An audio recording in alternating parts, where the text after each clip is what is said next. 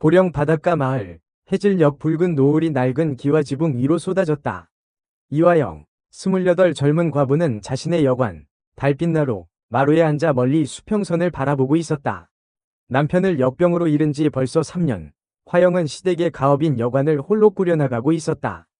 빼어난 요리 솜씨와 넉넉한 인심 덕에 달빛나루는 제법 이름난 곳이었지만 화영의 마음 한구석에는 늘 휑한 바람이 불었다.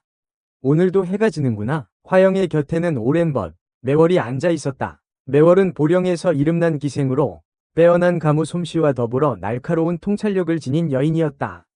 화영이 힘들 때마다 곁을 지켜주는 든든한 버팀목이기도 했다. 혼자 감상에 젖어 있기는 손님 맞을 준비나 해야지. 매월의 핀잔에도 화영은 미소만 지을 뿐이었다. 그때 여관 문 앞이 소란스러워졌다. 웬 선비 하나가 갓을 푹 눌러 쓴 채 비틀거리며 쓰러진 것이었다.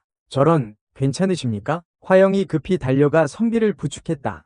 선비는 창백한 얼굴로 겨우 숨을 몰아쉬고 있었다. 몸이 너무 좋지 않소. 며칠 묵어갈 수 있겠소. 선비의 이름은 박철우. 한양에서 글공부를 하다 잠시 고향에 내려가는 길이라고 했다. 화영은 안쓰러운 마음에 철우를 여관에 묵게 하고 정성껏 간호했다. 철우는 며칠이 지나도 기력을 회복하지 못했다. 화영은 그런 철우를 보며 연민을 느꼈다. 철우는 그런 화영에게 시를 지어 바치고 달밤에 함께 산책하며 마음을 열기 시작했다.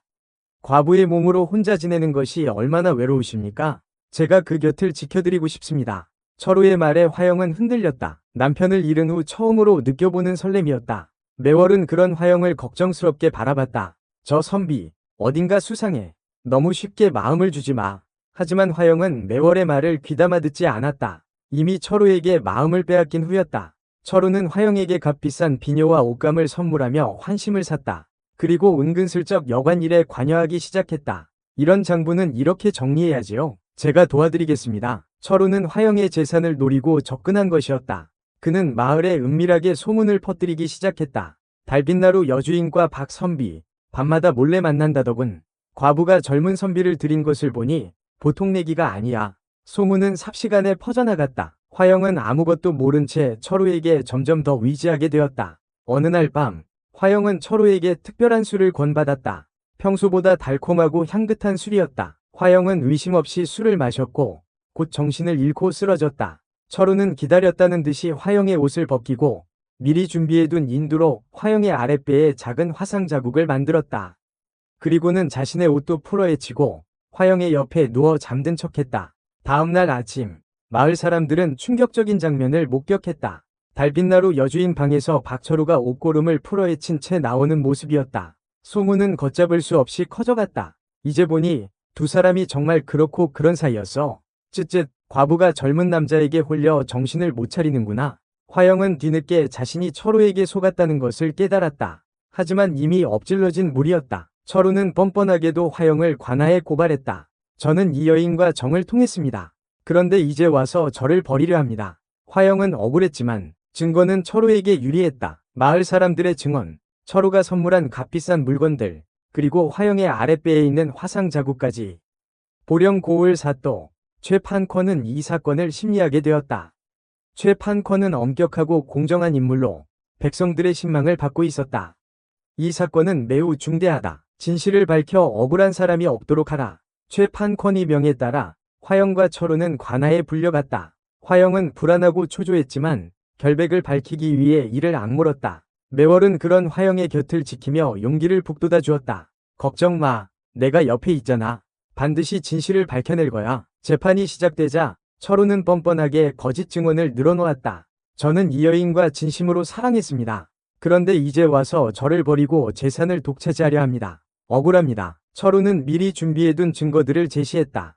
화영은 억울함을 호소했지만 사람들은 이미 철우의 말에 넘어간 듯했다. 사또, 저는 결백합니다. 저자는 저를 모함하고 있는 것입니다. 화영의 절규에도 불구하고 상황은 점점 더 불리하게 돌아갔다. 그때 매월이 앞으로 나섰다. 사또, 잠시 드릴 말씀이 있습니다. 매월은 최 판콘에게 은밀하게 다가가 귓속말을 했다. 최 판콘은 매월의 말을 듣고 놀란 표정을 지었다. 정말이냐? 맹세코 진실만을 말씀드립니다. 최 판콘은 잠시 생각에 잠기더니 철우를 불렀다. 박철우, 네가 이 여인과 정을 통했다면 여인의 몸에 대해 잘 알고 있겠지?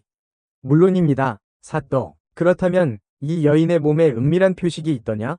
철우는 자신만만하게 대답했다. 있고 말고요. 이 여인의 아랫배에는 커다란 화상 자국이 있습니다. 정을 나눌 때마다 보았지요. 철우의 말에 화영은 절망했다. 철우가 자신의 몸에 화상 자국을 낸 것을 알고 있었기 때문이다. 하지만 바로 그때 화영은 매월과 최판권이 눈빛을 보았다. 두 사람의 눈빛에는 알 수 없는 확신이 담겨 있었다. 최판권은 엄숙한 목소리로 말했다. 좋다. 그럼 이제 진실을 밝힐 때가 되었구나. 최판권은 관노들을 시켜 철우를 끌어내고 화영에게는 잠시 물러가 있으라고 했다. 그리고는 매월에게 은밀하게 지시를 내렸다. 매월은 곧바로 화영을 데리고 관아 뒤뜰로 갔다. 그리고는 품속에서 작은 칼을 꺼냈다. 화영아, 지금부터 내가 하는 말을 잘 들어. 매월은 칼끝으로 화영의 아랫배에 작은 상처를 냈다. 그리고는 미리 준비해둔 붉은 물감을 상처에 발랐다. 이것은 붉은색 잉크와 짐승의 피를 섞어 만든 것이다. 멀리서 보면 진짜 핏자국처럼 보일 것이다. 매월은 화영의 옷을 다시 입혀주고 머리를 매만져 주었다. 이제 괜찮아. 가서 진실을 밝혀. 화영은 다시 재판정에 섰다. 최판권은 화영에게 물었다. 이화영, 내 몸에 박철우가 말한 화상 자국이 있느냐? 화영은 떨리는 목소리로 대답했다. 사또, 제 몸에는 화상 자국이 없습니다. 하지만 화영은 잠시 말을 멈추고 깊게 숨을 들이쉬었다. 제 아랫배에는 붉은 점이 있습니다. 화영의 말에 재판정은 술렁거렸다. 철우는 당황한 표정을 감추지 못했다. 거짓말. 내 눈으로 똑똑히 화상 자국을 보았단 말이다. 철우가 소리쳤지만 최판권은 냉정하게 말했다. 조용히 하라. 이화영, 옷을 걷어 올려 내 몸을 보여라. 화영은 떨리는 손으로 옷고름을 풀었다. 그리고 천천히 아랫배를 드러냈다. 사람들의 시선이 화영의 아랫배에 집중되었다. 그곳에는 커다란 화상 자국 대신 선명한 붉은 점이 있었다. 이럴 수가. 철우는 망연자실한 표정으로 중얼거렸다. 그는 자신이 만든 화상 자국이 어떻게 붉은 점으로 변했는지 도저히 이해할 수 없었다.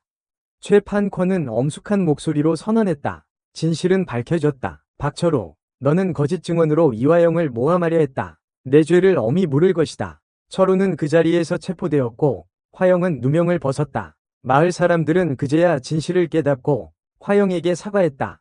화영은 매월에게 깊이 감사했다. 매월아, 네가 아니었다면 나는 어떻게 되었을까? 괜찮아. 우리는 서로에게 빚진 것이 없으니까. 두 여인은 서로를 끌어안고 눈물을 흘렸다. 그들의 우정은 그 어떤 시련보다 강했다. 최판권은 철우에게 엄한 벌을 내리고 화영의 명예를 회복시켜 주었다. 그리고 마을 사람들에게 경고했다. 함부로 남을 모함하고 헛소문을 퍼뜨리는 자는 반드시 벌을 받을 것이다. 앞으로는 서로를 믿고 의지하며 살아가도록 하라. 그 후 화영은 여관을 더욱 번창시켰고 매월과 함께 행복하게 살았다. 그들의 이야기는 오랫동안 보령 바닷가 마을에 전해져 내려왔다. 4186자, 17822자, 보령 바닷가, 달빛 아래 여전히 달빛나루는 불을 밝히고 있었다.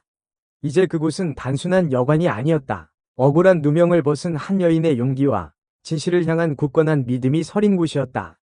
어느덧 시간은 흘러 화영의 머리에는 희끗희끗한 서리가 내렸다. 하지만 그녀의 눈빛은 여전히 맑고 강렬했다. 매월 역시 마찬가지였다. 두 여인은 여전히 서로에게 든든한 버팀목이 되어주고 있었다. 화영아, 그날 밤 너는 정말 용감했어. 매월이 잔잔한 미소를 지으며 말했다. 화영은 고개를 끄덕였다. 네가 없었다면 불가능했을 거야. 우리는 함께 이겨낸 거지. 화영은 매월의 손을 잡았다. 두 여인의 손은 세월의 흔적을 고스란히 담고 있었지만 따뜻한 온기가 느껴졌다. 앞으로도 우리는 함께 할 거야. 어떤 어려움이 닥쳐도. 매월의 말에 화영은 고개를 끄덕였다. 두 여인의 시선이 멀리 수평선을 향했다. 붉은 노을이 바다를 물들이고 있었다. 그들의 삶은 결코 쉽지 않았다. 하지만 두 여인은 서로에게 위지하며 험난한 세상을 헤쳐나갔다. 그리고 그들의 이야기는 오랫동안 사람들의 입에 오르내리며 희망과 용기를 전해주었다. 보령 바닷가, 달빛나루 위 불빛은 여전히 꺼지지 않고 있었다. 그 불빛은 진실과 우정, 그리고 용기를 상징하는 빛이었다. 그리고 그 빛은 앞으로도 영원히 빛날 것이다. 시간이 멈춘 듯 두 여인은 묵묵히 서로의 어깨에 기대 앉아 저 멀리 붉게 타오르는 노을을 바라보았다. 한때는 세상의 모진 풍파에 휩쓸려 상처 입고 좌절하기도 했지만 결국에는 진실과 정의의 힘으로 모든 것을 이겨낸 두 여인. 이제 그들에게 남은 것은 서로를 향한 깊은 믿음과 앞으로 함께 걸어갈 아름다운 미래뿐이었다.